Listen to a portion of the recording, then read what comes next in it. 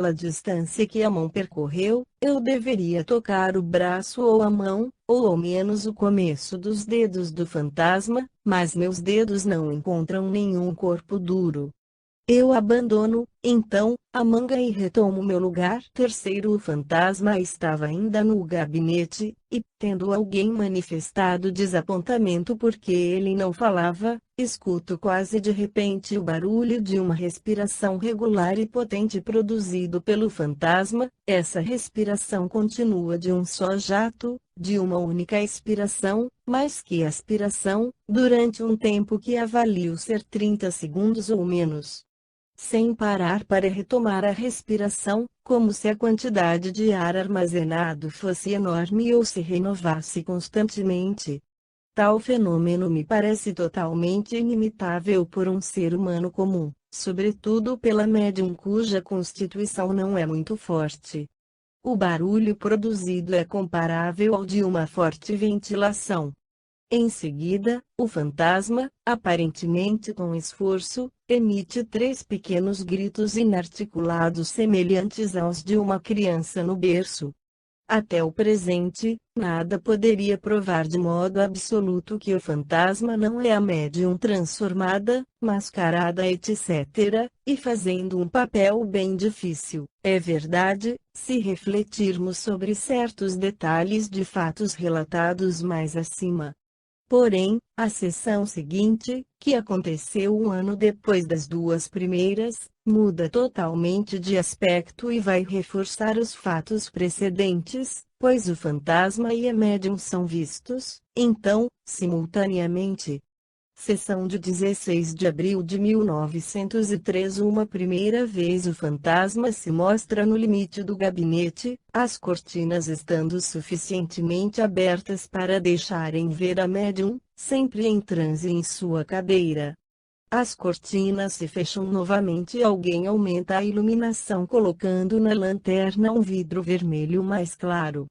Nessas excelentes condições de iluminação, o fantasma abre de novo as cortinas ou mais exatamente, as cortinas se afastam dessa vez quase que completamente, correndo as hastes do alto da madeira a deixar ver todo o interior do gabinete. Eu vejo perfeitamente, à direita, a médium sentada, a cabeça ligeiramente inclinada, os 2 braços repousando naturalmente sobre seu corpo, as 2 mãos se destacando nitidamente sobre seu vestido, e, à esquerda, o fantasma em pé, completamente separado da médium por um espaço de ao menos 20 centímetros. O aspecto da vestimenta do fantasma é sempre o mesmo, mas o rosto está coberto por véus que o escondem completamente. Ao cabo de alguns instantes, a médium, sem abrir os olhos, se levanta gemendo e tossindo de tempos em tempos, fica 10 ou 15 segundos em pé ao lado do fantasma, depois cai subitamente em sua cadeira, como uma massa inerte faz barulho. De outro lado, em um momento em que a médium estava imóvel, vejo sair dos panos do fantasma, na altura da cintura, mexer durante alguns segundos, depois retornar aos panos, algo como a ponta de um braço, uma espécie de cotó, coberto de tecido branco e de uns 20 centímetros de comprimento. Esse fato vem em questão para mostrar que o fantasma, que é absolutamente distinto da médium, não é mais que um simples pilar inanimado, coberto de panos e véus. Assisti a novas sessões em maio, junho e julho de 1905. A senhora Vincent G. não estava mais lá, os médiuns eram as pessoas graças às quais o Sr. Charles Richet pôde ver e registrar fotograficamente os fenômenos de agosto de 1905. Vi, ao longo dessas últimas sessões, fatos provantes ao lado de outros que o eram menos. Eu, em particular, escutei falar o fantasma, que eu via bem, de uma voz não timbrada, é verdade, mas bastante forte, a articulação das sílabas e palavras se associa que a emissão do sopro escutado em 1902, é um caminho em direção à palavra clara e timbrada. Mas essas sessões certamente não foram tão boas quanto aquelas ao curso das quais o Sr. Richard presenciou, e eu não encontro, nos fatos que anotei, particularidades novas, tendo bastante força em vista da demonstração dos 2 pontos tratados, disse por à luz. Prefiro retornar aos fatos marcantes apreendidos nas 3 sessões que descrevi em parte e examinar um pouco o seu valor sob um ponto de vista crítico. A hipótese da fraude exercida pelas outras pessoas que não a médium é a primeira a se considerar. Não haveria como se tratar, bem entendido, de uma cumplicidade qualquer da parte de algum dos assistentes. Essa hipótese era também inadmissível. Há 3 e 4 anos, se não para o último ano, eu sempre encontrei a sala das sessões e o gabinete iguais. Quando a porta é fechada à chave, não existe nenhum meio de entrar na peça cujas 2 janelas estão perfeitamente lacradas. De outro modo, tenho a certeza absoluta de que ninguém estava escondido na sala e no gabinete no início de cada sessão, que não havia nenhuma outra pessoa senão os assistentes. E a médium? Resta a hipótese da fraude exercida pela médium. Eu posso dizer, da senhora Vincent G., que ela era de um temperamento muito calmo, que ela não tinha pelas sessões das quais tomava parte como médium mais que uma atração medíocre, que ela não tirava nenhuma vantagem, mas uma evidente fadiga, do papel que ela preenchia por pura complacência. Mas tudo isso não apresenta mais que um interesse documental. A questão é a seguinte: a médium pôde realizar, ela mesma, o papel do fantasma ou fazer-se representar por um manequim? Tomemos, a princípio, a última sessão, onde o fantasma e a médium são vistos lado a lado.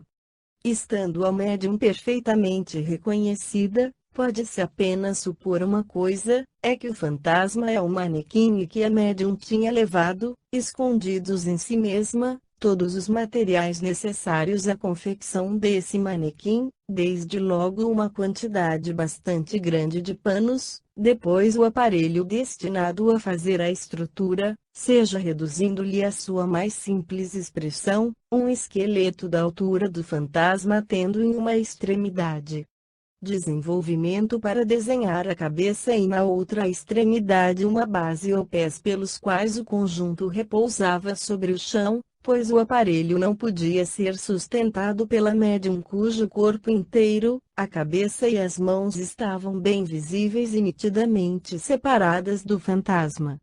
Pode-se facilmente imaginar tal aparato cuja cobertura seria reduzida ao se supor que o esqueleto era composto de vários pedaços que podem se acoplar e que o resto do aparelho se fecha nesse esqueleto. Alguns pés de aparelhos fotográficos podem muito bem realizar esse papel. O fantasma, incluídos os panos, poderia assim caber em uma bolsa de média dimensão. Mas, durante alguns instantes, um tipo de braço se destacou da massa fantásmica e mexeu bastante, depois desapareceu, e isso em um momento em que a médium estava imóvel, as 2 mãos bem visíveis. Esse pequeno fato complica estranhamente a solução do problema com um aparelho levado e disposto pela médium. Seria, então, necessário acrescentar ao aparelho fantasma um sistema de alavancas postas por um movimento de relógio. O aparelho, pois, se torna complicado, volumoso, caro, é perfeitamente improvável no caso de que nos ocupamos. O rosto e a boca da médium eram bem visíveis durante essa aparição do braço. Não se pode mais considerar uma explicação ali por um pequeno balão de formas alongadas fixado aos panos, insuflado no momento desejado pela médium, por meio de um tubo de borracha, esvaziado em seguida. Tomemos agora as 2 primeiras sessões em que só o fantasma era visto fora do gabinete do qual ele se distancia algumas vezes a mais de 2 metros. A única suposição que se pode fazer é que o fantasma é simplesmente a médium disfarçada, com uma barba falsa. Eu relatei mais acima alguns detalhes, algumas particularidades do aspecto do fantasma, de seus feitos e gestos, que tornam essa hipótese pouco provável, se não inaceitável. Não há como insistir quanto à dificuldade de que o fantasma pareça experimentar para se distanciar do gabinete, lentidão, vacilo, puxões para trás, tudo isso permite ser facilmente imitado. Mas, como explicar esse braço sensivelmente muito curto, magro demais, de uma cor tão escura, vista pela transparência do tecido muito fino da manga? Se esse braço se encontrasse entre mim e a lanterna que iluminava a sala, seria normal que ele se destacasse escuro sobre o fundo iluminado, mas, olhando o fantasma, eu tinha a lanterna à esquerda e atrás de mim, daí, como o tecido estivesse muito fino, deixando ver o braço, este, diretamente iluminado, deveria parecer com a cor da epiderme, como o rosto e mesmo mais claro devido à fina camada de tecido branco que o recobria. Porque eu não vi a mão na ponta do braço estendido, na primeira sessão, e porque não pude tocá-la na segunda, 2 dias depois? Porque essas impressões bizarras, dadas pelo contato do tecido da manga, quando tive em minhas mãos, e porque a parte pendente dessa manga passava por esses alongamentos e encurtamentos sucessivos. Como a médium conseguiria, se ela estivesse verdadeiramente aí representando o fantasma, produzir todas essas coisas sob meus olhos, até minha mão? E como a senhora Vicente G., tal como a conheci, conseguiria sustentar durante mais de meio minuto essa respiração potente, enquanto eu mesma não poderia produzir o mesmo fenômeno de expiração senão por mais que 4 ou 5 segundos? Tudo isso me parece bem dificilmente imitável, sobretudo pelos meios sumários dos quais poderia dispor a médium, supondo um momento que ela tenha querido usar de fraude. Tudo isso parece-me bem anormal ou, mais ainda, sobrenormal. Eu sei bem que quanto a uma cena, utilizando todos os truques da magia e todas as fontes científicas industriais, com habilidade e aparelhos aperfeiçoados, uma pessoa fazendo o papel do fantasma poderia, sem dúvida, imitar muito fielmente tudo isso que foi posto em questão. Mas não se considera isto aqui, não mais que um fantasma mecânico autônomo ou comandado à distância. Como conclusão, eu vos diria que, apoiando-me no conjunto das observações feitas ao longo de 3 sessões das quais me ocupei dessa carta e ao longo de várias outras, observações às quais vêm se juntar outros elementos de prova e sobretudo as fotografias do fantasma, a princípio só, março de 1902, depois ao lado da médium, agosto de 1905, estou absolutamente convencido de que o fantasma é um ser distinto e independente, até certo ponto, da médium, um ser que possui as aparências e certos atributos de vida. Relato do Sr. Y. Sessão de 11 de setembro de 1902. Eu me estabeleci no gabinete 1 hora antes da sessão para dispor um aparelho fotográfico, que também não devia servir, e seus acessórios, ajudado por Vicente, que vai à casa 7 procurar algo de que tenho necessidade. Verifico cuidadosamente durante esse tempo gabinetes móveis, nada de anormal. Tive a certeza de que ninguém poderia estar escondido lá. Converso com Vicente, que está alegre, de muito bom humor. Ela tem uma característica doce e prestativa. Ela me fala da general, que é muito boa para ela, mas ela acha que ela se ocupa demais do espiritismo, que ela não fala de outra coisa e que ela está errada de não pensar em outra coisa. Então, eu falo sobre seu poder extraordinário, ela me responde simplesmente, sem ter ares de dúvida quanto à importância de semelhante fato, dizendo que ela não sabe mais do que lhe contam, que ela não tem consciência de nada durante as sessões, que ela entra em transe rapidamente quando a general a magnetiza e que, ao despertar, ela se surpreende por estar ali. Ela me confirma que uma vez, em Churchill, ela viu B.B. que soprou sua vela por 3 vezes e lhe disse que sua filha, então em Argel, estava doente. Ela tinha, na verdade, sofrido de uma leve indigestão. Além disso, em Argel, desperta, ela o viu várias vezes. Esse fato não parece ocupar de outro modo seu espírito, ela é ativa e deseja continuamente se ocupar, pensando constantemente na casa, em suas tarefas pequenas. No gabinete, eu a fotografo ao magnésio, esperando a hora da sessão. Levanto em frente a ela em seguida, ela está impaciente para ver sua imagem, que vem rapidamente, mas a cabeça mexeu. Eu prometo a ela refazer em local aberto. Nesses entretempos chegam a senhora K e a senhora S. P. Vincent vai à vila encontrar a senhora Noel, que a chama, e eu entro no pavilhão com essas duas damas. Logo chegam o general, senhora Noel, Luísa e Vincent 8. Esta última, sentada no gabinete, entra em transe rapidamente, anota-se a hora, 4 horas 11 minutos, a duração da magnetização devendo ser de uma meia hora. Acende-se o gás, a porta fica aberta. Vemos o menor recanto da peça que visito de novo, minuciosamente. O armário diante de mim está cheio de pano e linho.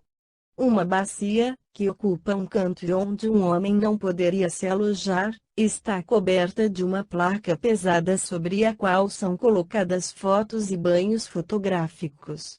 A banheira, em outro ângulo, está coberta de uma toalha verde, verifico que não há ninguém dentro. As janelas estão lacradas e fechadas por cortinas atrás das quais um homem poderia se esconder. Verifico que ninguém se esconde ali. No gabinete, as paredes são lisas e unidas, pintadas em verde escuro. Vistas à luz do dia, é impossível supor ali um esconderijo. O piso, coberto de um tapete, não ressoa quando eu salto, é, na verdade, um piso lajeado que fica sobre uma garagem cujo teto em pequenas abóbadas, tijolos e trilhos de ferro, é cuidadosamente pintado de cal imaculado. Ele está a pelo menos 3,50 m do chão da garagem. O ângulo do pavilhão que serve de gabinete é, então, perfeitamente isolado. A 2 metros do chão do gabinete foi instalado um teto constituído por placas e uma toalha verde. O teto do pavilhão não apresenta nada de anormal. O teto está disposto em terraço, mas não se chega lá por nenhuma escada e, a 50 centímetros do teto, está disposta uma malha de madeira verde para preservar o interior de altas temperaturas. O gabinete é fechado pelas espessas cortinas que podem deslizar pelo varão. Sob a influência dos passes, Vincent entra em transe mais e mais profundamente, sua cabeça inclina-se pouco a pouco e logo toca seus joelhos, ela fica assim por algum tempo, depois se refaz e toma a posição original, assiste na poltrona, as costas contra o encosto rígido. Passada meia hora, puxam-se as cortinas, fecha-se a porta à chave, e o general coloca a lanterna vermelha em cima da porta. Tomamos lugar em volta da mesa como indicado no esquema. Meu aparelho fotográfico está focado, com sua lente de 2 metros, na senhora Noel, que está à distância. Ele não servirá, a propósito. O general acende o gás e vem tomar assento. Eu observo que se vê muito mal. Mal consigo distinguir os traços de minha vizinha Luísa, cuja cabeça esconde, em parte, as cortinas do gabinete. A luz da lanterna é sobretudo projetada sobre a parte da parede entre a janela e o gabinete. Nós nos acostumamos com a penumbra depois de algum tempo, mas, mesmo assim, a iluminação me parece bem falha. Após um quarto de hora, vemos no espaço cercado pelas cortinas, espaço de cor homogênea até então, uma fenda negra devido à abertura da cortina. Escuto um atrito característico de panos de seda saindo do gabinete. Vincent naturalmente não usa nada de seda, ela estava vestida com um vestido de algodão listrado de cinza e branco e um grande colarinho branco engomado, dobrado sobre uma gravata de cetim azul claro, formando um grande nó. No mesmo instante, o general declara ver percebo na fenda negra um raio branco que vai até o alto das cortinas e logo esse raio aumenta, as cortinas se afastam bastante, sem barulho, e eu me encontro na presença de um grande personagem coberto de panos, do qual não posso distinguir os contornos mais que vagamente. O alto do corpo, a cabeça em particular, está invisível, é uma massa de panos, eu vejo a dobra do tecido. Mas não posso distinguir muito. O tecido é muito branco, mas não parece mais iluminado do que pode comportar a lanterna fraca. Comparando com o vestido da general, constata-se o mesmo grau de iluminação. Nessa aparição, a general e a senhora S.P. encorajam B a se aproximar. Ele faz movimentos falhos para frente e para trás, sai um pouco mais, depois finalmente desaparece de novo atrás das cortinas, que se fecham sem barulho. 3 vezes o mesmo fenômeno aconteceu antes que eu pudesse distinguir mais. Para mim, é impossível assegurar que não é Vincent coberta de panos que eu vejo ali, a parte a impossibilidade de supor escondida sobre ela ou no gabinete uma tal quantidade de tecido.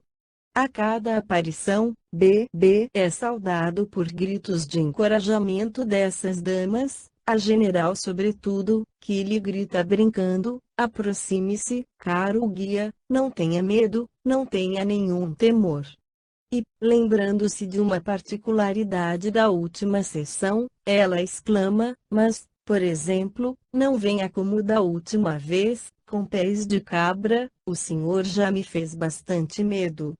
Isso se reporta ao fato de que essa última vez, cujos pés raramente se vê, jamais, mesmo, que ficam escondidos pelo tecido, veio com o vestido que não ia inteiramente até embaixo, o que permitiu ver 2 varas enegrecidas no lugar das pernas, e sem pés, ou quase sem pés.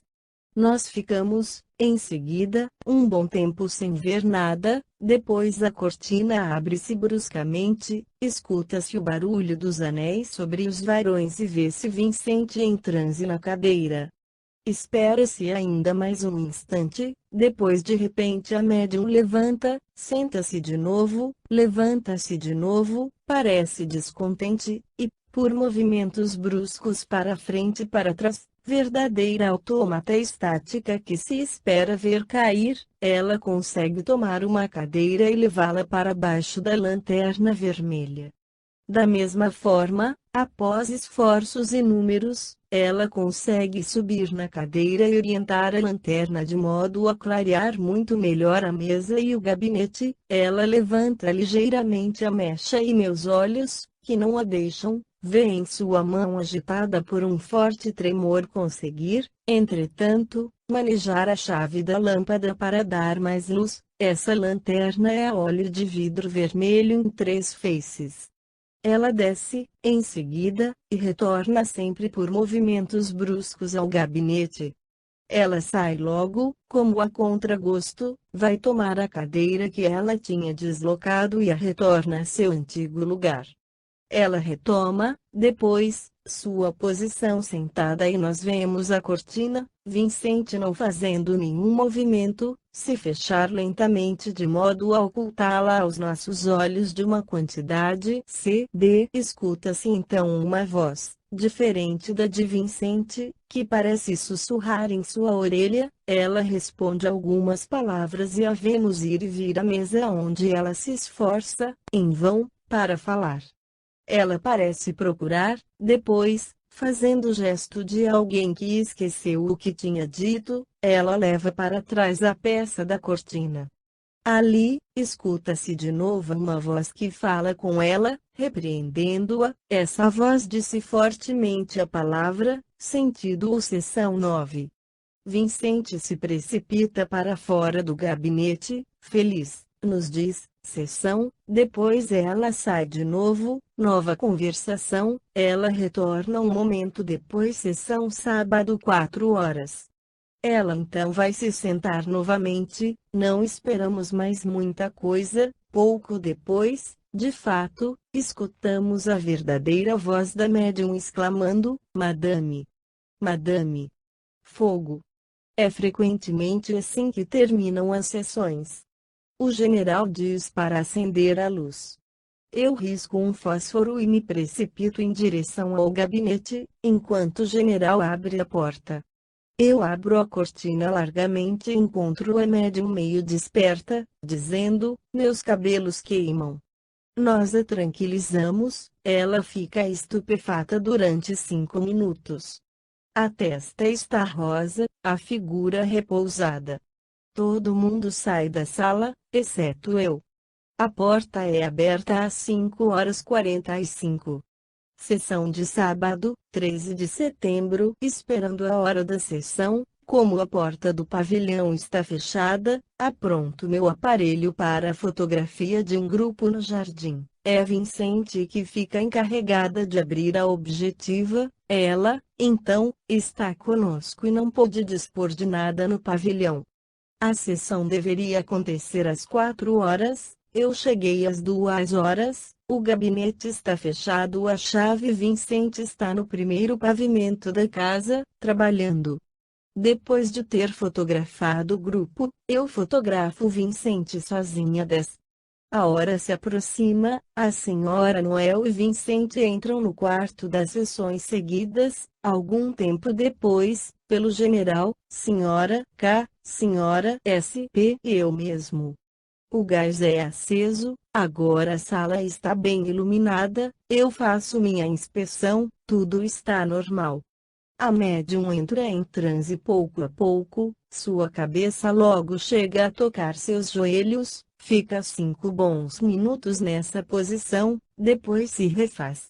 Eu coloco no gabinete uma pequena banqueta com papel branco e um lápis. Durante uma meia hora a senhora Noel magnetiza a médium com passes longitudinais, muito curtos, de uma mão ou de duas, conversando conosco sem parar sobre uma coisa e outra. O primeiro momento é determinado pela fixação dos olhos. Quando a médium tem a cabeça sobre os joelhos, os passes se fazem sobre a nuca. Tomamos lugar na mesma ordem que na última sessão, desde que a magnetização terminou. O general fecha a porta à chave. Após aproximadamente um quarto de hora, sinto muito vivamente passar sobre o dedo um sopro fresco vindo do gabinete. A senhora K tem a mesma impressão, as pernas da senhora SP gelam, sensação de frio, também as da senhora Noel, e a cortina entreabre deixando ver uma fenda negra. Há mais luz do que na véspera. Eu vejo distintamente todos os traços de minha vizinha da direita, Luísa, e quando ela se vira em minha direção, distingo a massa homogênea, o quadro das cortinas do gabinete, atravessado pela banda negra que acaba de aparecer sem barulho, e sobre esse quadro, a sombra da cabeça da senhora Noel, que se mexe. De repente, como na quinta-feira, parece na fenda negra a brancura, que toma toda a altura, da aparição. Pouco a pouco, essa tira branca toma forma tal como o desenho em questão. É o fantasma. Nota sobre Vincente: tamanho mediano, 35 anos, aparência inteligente e doce, olhos azuis e finos, cabelos louros, muito magra, bochechas salientes, olhos muito fundos, tez rosa. Iletrada, eu li uma carta cheia de falhas de ortografia escrita como que por uma criança. Sofreu uma operação grave aos 25 anos, desde então teve vários vômitos de sangue, uma pleuresia, uma apendicite. Tem uma filha de 12 anos. Seu marido é pedreiro, ela costureira. Ela era lanterninha no teatro, mas agora uma vaga de zeladora. Eu distingo essa vez, o que não vi na última, o círculo negro do rosto sobreposto de branco. À direita do fantasma eu vejo como que fosforescências, o traço é impossível de fixar, é vago e confuso, aparentando mangas caídas em certos momentos. Embaixo e à direita do vestido, vejo a sombra da cabeça da Senhora Noel, movimentando-se, agitando-se, como anteriormente sobre a cortina. A aparição é saudada por exclamações de todos, encorajamo-a a vir, a se aproximar, mas pouco a pouco, ao contrário, ela desaparece. Ela retorna 5 minutos depois, uma segunda vez, depois desaparece de novo. Perguntamos, então, se ela acha que há muita luz e pedimos que mostre, nesse caso, o braço na abertura das cortinas.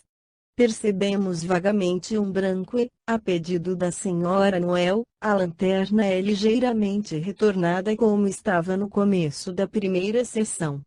Logo depois, a primeira aparição aconteceu 20 ou 25 minutos após o início, escuta-se movimento no interior do gabinete, o mesmo sopro fresco é sentido por minha vizinha da esquerda, Senhora K. Eu não sinto nada, mas, levantando o dedo, sinto logo o sopro que passa evidentemente acima de minha mão para ir do gabinete em direção à Senhora K. Imediatamente após o sopro sentido, vê-se a cortina elevar-se em direção ao canto D, de modo a deixar ver o interior do gabinete. De hábito, ela se abre deslizando sobre os varões do alto. Hoje, ela parece levantada por um cordão, que não existe, e que é de B a C. Eu o percebo, então, no quadrante assim formado, a saia quadriculada cinza e preta da médium e na parte superior a brancura da aparição. Depois a cortina recai. Cada um, então, pede que ele recomece, uma vez que ele parece querer se fazer ver com a médium e que ele recomeça melhor. A cortina se eleva novamente pelo mesmo procedimento e eu escuto Vicente tossir ligeiramente como que para apontar sua presença. Distingo dessa vez também a saia listrada, o colarinho engomado, muito branco, de Vicente, contrastando à direita da aparição, da qual eu não vejo mais a cabeça. O croquis representa o que eu vi. Depois a cortina se fecha. Vicente levanta, vem à mesa e, como na véspera, ela não lembra mais o que ela queria nos dizer. Várias vezes ela termina dizendo, sessão segunda-feira 4 horas. Cerveja, limonada. Eu virei a mesa. Eu beberei. Levarei a médium a bebida. Depois, perfumarei todo o grupo. Em seguida, ela retorna às cortinas, volta e diz, eu vou acordar a médium à mesa. Ela volta, de fato, vai pegar uma cadeira, senta-se, a cabeça sobre a mesa e 1 minuto depois, desperta e exclama, a pequena gritou, sem dúvida sua filha. Ela está desperta, acendemos as luzes, ela tem um ar levemente aturdido. Segunda-feira, 15. Sessão às 4 horas da tarde. Eu tirei foto no pavilhão de 1h30 às 2h30. Depois, conversei com Vicente, que estava muito agitada e chorava. Ela tinha escutado a Senhora Noel dizer coisas desagradáveis sobre ela e sobre sua filha. Furiosa, ela queria partir e ela me assegura que depois de sua partida ela não retornará mais. Eu acalmo e lhe falo do espiritismo, é a última de suas preocupações. Ela é totalmente ocupada de seu marido, seus filhos, filho e filha, e me descreve seus problemas. Seu marido, úlcera no estômago, mal pode trabalhar e não tem muito tempo. Ela não procura, entretanto, fazer-me apiedar de sua miséria, mas entende que a conduta da general sobre ela não é o que ela deveria ser. Ela não parece ter consciência de suas faculdades mediúnicas e não fala disso senão quando eu a provoco. Ela me diz ter visto, desperta, 4 vezes bem boa. Ela não dá muita importância e não consegue dizer da quarta aparição. A primeira vez, voltando do teatro, ela ouviu em sua escada; na segunda, aos pés da cama de sua filha; na terceira, em Churchill, sua filha ouviu uma vez estando só em sua casa. Ela soltou gritos tais que toda a casa veio acudir. Ela volta, então, sobre os problemas com a senhora Noel. Ela a escuta falar mal do pedido que me fez, de fotografar ela e sua filha, e se recusa com muita dignidade em fazê-la vir amanhã. Ela vai ter um serviço de portaria e não será mais lanterninha. Isso agrada muito, mas ela lamenta pelo teatro. Ela terá 30 francos por mês e o aluguel. Seu marido, pedreiro, ganha, quando pode trabalhar, 6 francos por dia. A senhora Noel lhe dá 2,50 francos por dia de trabalho. Tudo isso para mostrar o quanto ela parece estar agora contra sua patroa, que ela não precisa dela para viver e que, nessas condições, quanto à fraude, no fenômeno que eu vi e que vou rever logo, não poderia vir dessa infeliz cuja magreza e olhos fundos me causam pena. A hora da sessão chega. Depois de ter novamente verificado tudo no quarto das sessões, eu fecho a porta e dou a chave à senhora Noel, que entra com a médium no gabinete. Vincente queixa-se de forte dor de cabeça. Ela entra em transe rapidamente, logo após. Sua cabeça vai tocar seus joelhos, depois se refaz. Nós tomamos assento na ordem habitual, o grupo composto das mesmas pessoas que no sábado. Ao cabo de aproximadamente 20 minutos, a aparição parece se formar em um. A cortina, estando em 2 partes, a maior fechando inteiramente o gabinete, pela frente, creio que B deve ter deslizado entre as 2 partes da cortina e se apresentado em A. Ele fica ali, grossa massa branca, um pequeno momento, e vem pouco a pouco até o 2, diante da mesa. Ali, eu o distingo melhor que de costume, sem, contudo, ver seus traços. Seus cabelos me parecem mais altos que sábado e eu vejo uma corpulência que ele não tinha da última vez. Eu vejo todas as pregas de suas vestes. Ele eleva o braço direito muito, muito lentamente. Esse braço me parece muito longo e, uma vez levantado, ultrapassa bastante a altura do gabinete. Ele parece quase tocar o teto. O outro braço se levanta de uma certa quantidade, como indica o desenho. Depois ele abaixa o braço e se inclina, como para saudar. Ele se levanta e avança em direção à general. Eu vejo distintamente a dobra feita no tecido por uma perna, depois pela outra. Ele para no caminho, parecendo me olhar. Eu paro de fichá-lo. A conselho da senhora Noel, o efeito é imediato. Ele faz 3 passos rápidos e se coloca próximo a ela. Eu o vejo, então, próximo a ela. Eu o vejo, então, inclinar-se lentamente, a mão direita avançando na direção dela, tomar a sua, e levá-la suave e lentamente a seus lábios. Ela me diz senti-los quentes e bem formados.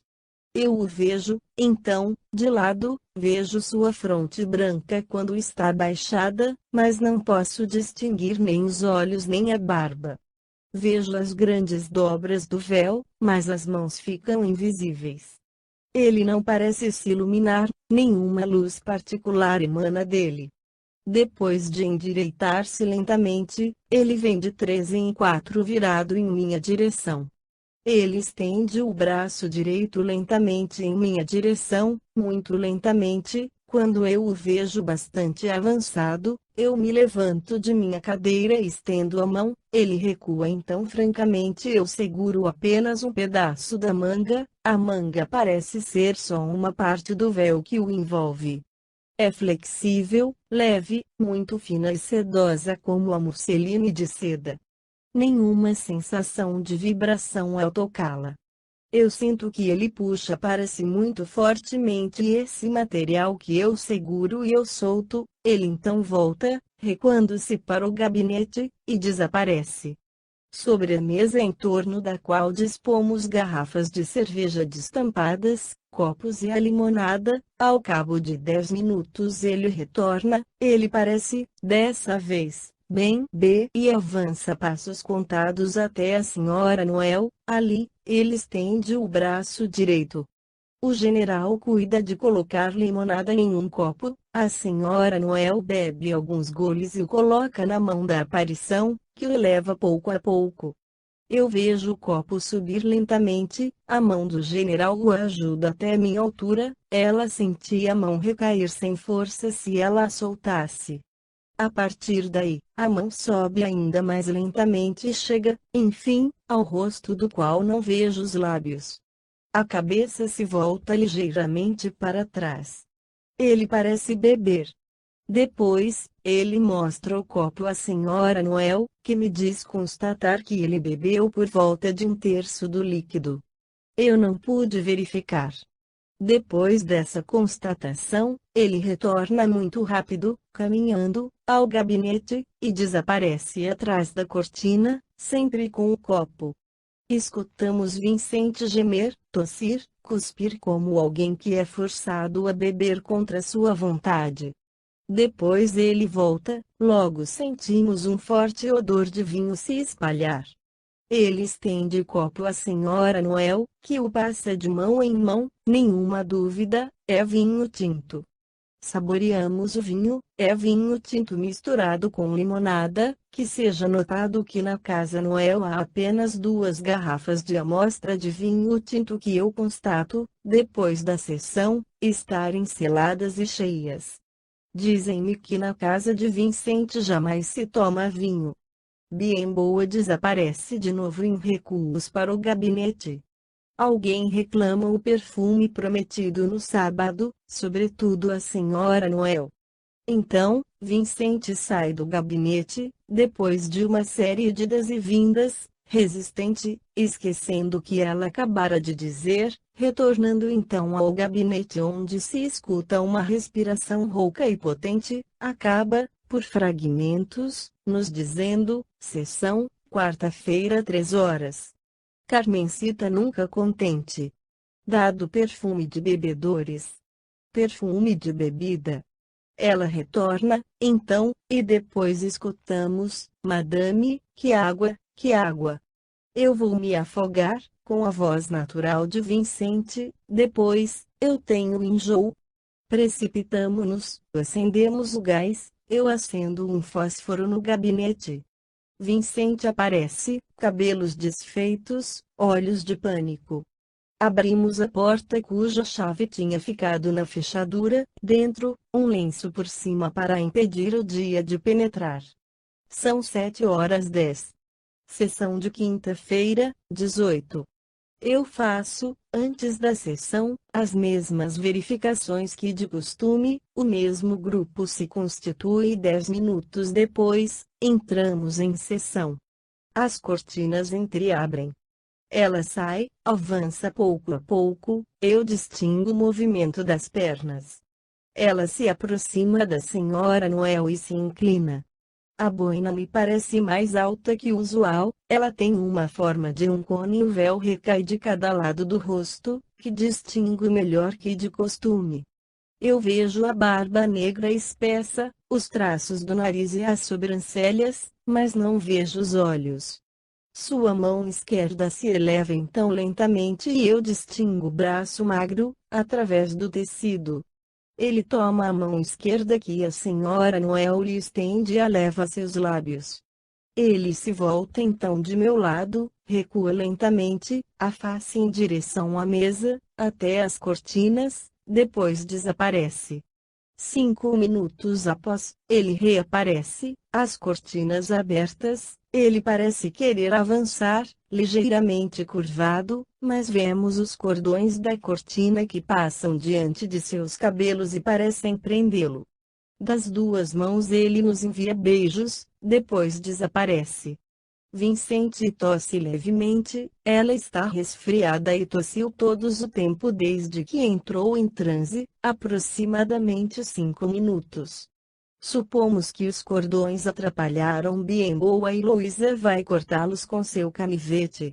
Após 10 minutos, BB reaparece, avança dessa vez muito rapidamente em direção à Senhora Noel, estende-lhe a mão, toma a sua e abaixa novamente, depois ele avança em minha direção no oblíquo à esquerda e me estende francamente a mão esquerda. Eu distingo seus traços sem ver seus olhos e estendo a mão para ele. Eu sinto, a princípio, o tecido fino já sentido, depois chego à mão, da qual sinto os dedos rígidos, o polegar fechado, através do tecido. Ele retira o meu contato, eu mesmo afasto a mão, depois ele apresenta novamente para mim, mesma sensação, mas dessa vez, eu elevo a musseline que a cobre, sinto a pele rígida e fria, como a de um cadáver. Eu faço meus dedos correrem sobre esse membro gelado. Eu sinto os dedos rígidos de uma pequena mão tensa e de punho endurecido. Eu tomo então essa mão na minha e sacudo muito levemente, sinto que o braço e o antebraço participam do movimento. Todo o membro tem a rigidez e a frieza cadavéricas. Ele se afasta um pouco e estende a mesma mão à senhora K, minha vizinha da esquerda, que me disse depois da sessão ter sentido os dedos rígidos e frios. Ela não moveu o membro, Senhora Noel jamais teve essa impressão, disse ela adoecida. Nesta mesma sessão, sentiu sobre sua mão, enquanto ele a beijava, os lábios quentes de Biemboa, a senhora SP, que, também ela, foi frequentemente beijada, teve as mesmas impressões e as mãos quentes e ágeis de BB frequentemente brincaram com os cabelos dessas damas, elas as sentiram sobre suas bochechas e ele as beijou a todas sobre os lábios. Depois de ter dado sua mão à senhora K, BB recua, lança com um belo gesto seu braço esquerdo, muito estendido, em direção ao céu, parecendo quase tocar o teto do gabinete, depois ele desaparece de novo. Pouco depois, escuta-se Vicente gemer. Oh! Aqui, resistir, depois a respiração muito forte como jamais escutei tão forte de BB, Vicente termina por sair e ir tomar uma cadeira que ela leva para o gabinete. A cortina então se abre, eu vejo BB sentado na poltrona e a médium à frente, vejo apenas sua saia, mas a senhora Noel e a senhora SP me dizem ter visto muito bem o fantasma e a médium, que foi colocada diante do gabinete de modo a tocar as cortinas. Depois as cortinas caem novamente para levantarem após 5 minutos. Eu vejo, então, Vicente por inteira e um pouco de branco à sua esquerda, a senhora Noel e SP exclamam ao mesmo tempo em que Biemboa está agora à esquerda da médium, depois, as cortinas voltam a cair. Escuta-se, então, o barulho de uma discussão entre Biemboa e Vicente. Não, eu não quero me levantar, eu não quero, exclama Vicente. Depois é a respiração rouca, estranha, que se prolonga para além do que poderia produzir um homem comum e uma voz cujas palavras eu não posso distinguir, que procura persuadi-la. Depois a respiração cessa. 10 minutos passam. Vicente geme. Acendemos a luz. A sessão termina. Sessão de sexta-feira, 19. Entramos em sessão às 4h30, nas mesmas condições habituais. Entretanto, foi colocada uma cadeira ao lado da poltrona onde senta-se ao médium. Às 5 horas, acende-se o gás e fecha-se a porta.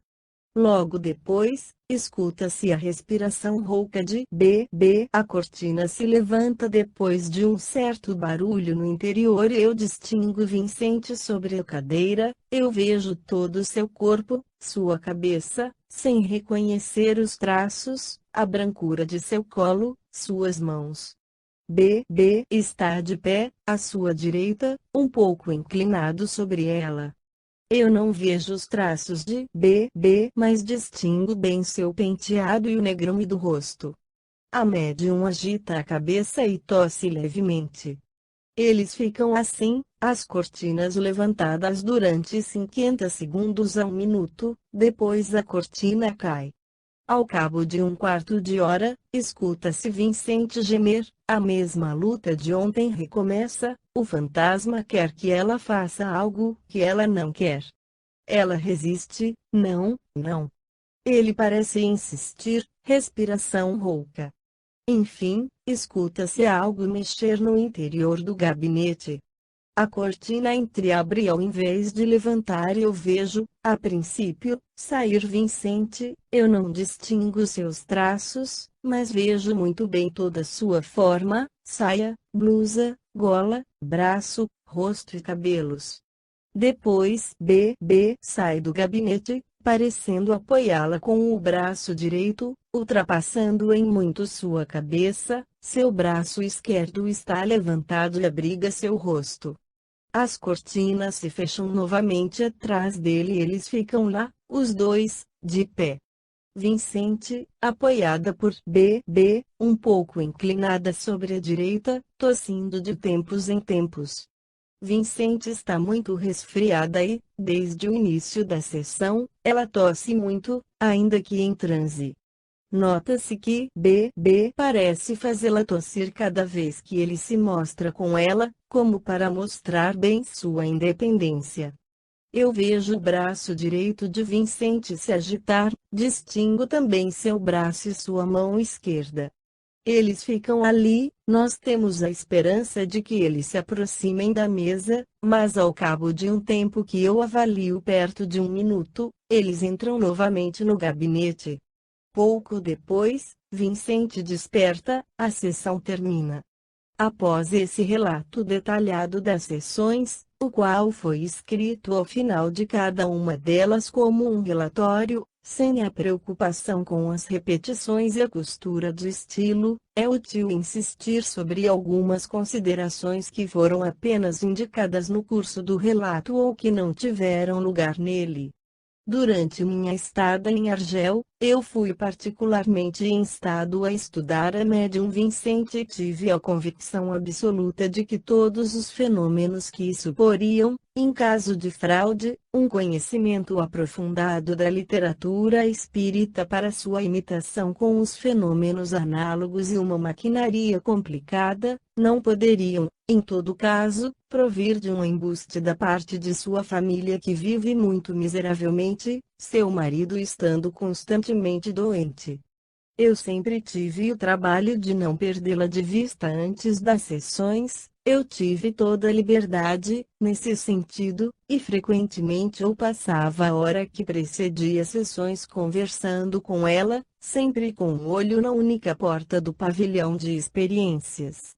Algo a considerar, pouco comum entre os médiuns, ela não tinha nenhuma consciência da importância desses fenômenos e admitia os transes como uma chatice, algo fatigante para não desagradar seus patrões. Ela não era paga para isso e não atingia senão sua jornada de trabalho de operária, a senhora Noel preferindo, com razão, não retribuir de modo especial essas novas funções. Eu quase sempre vi Vicente abandonar um trabalho de costura para uma sessão de materialização e retomar, logo após seu despertar, um trabalho qualquer de arrumadeira ou cozinheira, sua saúde estando longe de sofrer por isso. As outras pessoas do grupo, fora a senhora Noel e o general, não faziam, nessa época, parte constante. O fenômeno acontecia na ausência de um ou de outro, ou mesmo em ausências simultâneas. Parecia, então, impossível se encontrar em melhores condições do meio. Qualquer fraude não parecia poder vir senão de pessoas externas ao grupo procurando divertir-se às suas custas. Além disso, uma mistificação que dura há longos anos, em diferentes cidades, para os diversos fenômenos desse gênero obtidos na família Noel e há mais de 8 meses, setembro de 1902, e quase 4 anos, setembro de 1905, para a formação de BB é bem difícil de aceitar. A impossibilidade de produzir alguns fenômenos físicos parece, para quem os estudou de perto, o mais seguro fiador de sua realidade. Eu interroguei várias pessoas que tinham, antes de minha chegada, assistido às sessões. Uma delas, Sr. S.O., assegurou-me ter tocado uma das pernas da médium no gabinete enquanto B.B. estava perto da Sra. Noel. Ela viu o braço magro como um cano, a figura mal formada, os ombros lisos, o conjunto deslizar ao invés de caminhar. Essa pessoa, além disso, assistiu à formação de BB fora do gabinete sob a forma de uma bola branca turbilhante, de onde logo saía a cabeça e depois todo o corpo. Ela o escutou falar e dar conselhos morais. Condensando os relatos de diferentes espectadores, constatamos que o fenômeno parece ter seguido uma progressão marcante, uma vaga forma branca dando gradualmente num ser a princípio incompleto, rígido, frio, membros magros, se animando em seguida pouco a pouco até a constituição normal de um ser vivo. A palavra, de início um simples sopro, se transformando pouco a pouco em sons roucos incompreensíveis e tornando-se, enfim, normal, depois de uma longa série de sessões. Minha convicção íntima, após essas sessões onde a amabilidade da Sra. Noel e do general tinha me deixado toda a liberdade de controle, era de que eu não tinha sido enganado. Ela não variou desde então e todos aqueles que estudaram esse estranho fenômeno relataram a mesma convicção. Capítulo 7 As polêmicas quanto às sessões da Vila Carmen. Um jornal de Argel publicou ulteriormente a informação seguinte: Conferência do Dr. Z. 11. O anúncio de uma conferência sobre Biemboa, com reprodução exata das sessões da Vila Carmen, tinha incitado os curiosos sobre o além a vir em grande número à Universidade Popular. A reunião começou às 8h30 com uma exposição muito breve do Dr. Z sobre as inúmeras mistificações das quais a todo tempo foram vítimas o general e a general Noel. Entre outros fatos, este aqui extremamente típico e tão interessante que todos os atores ainda estão em Argel, no número de janeiro de 1904 da Revista Científica e Moral do Espiritismo aparecia o relatório de uma experiência verdadeiramente surpreendente que aconteceu na Vila Carmen. Esse relatório era autenticado pelo general, a general, M.V., muito conhecido no mundo intelectual da nossa cidade.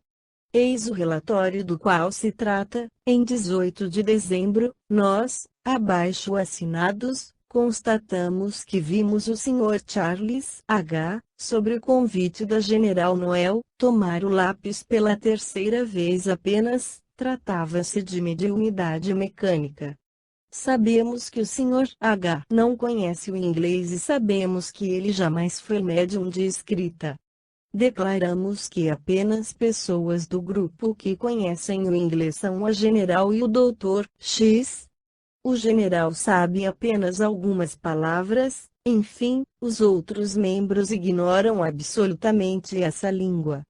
Nessas condições, os membros viram estupefatos o Sr. H. traçar calma e metodicamente essas palavras: My lovely Carmencita, bem calm and hope, consult your sister whenever consult Major Branhaldan Arrives 12. Aqui a mão do Sr. H. parece ser violentamente tomada por uma outra influência, Essa mão bateu fortemente o papel, depois o lápis cai dos dedos. Dando fé, assinamos, Carmencita Noel, General Noel, Doutores, X. Eu declaro não saber inglês e ser absolutamente incapaz de escrever, eu mesmo, a frase acima mencionada.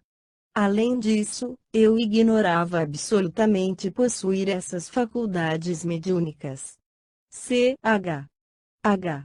Como se vê, nada falta nesse relatório de uma experiência, que se pode dizer a mais marcante de Vila Carmen. A infelicidade é que se trata de uma simples farsa,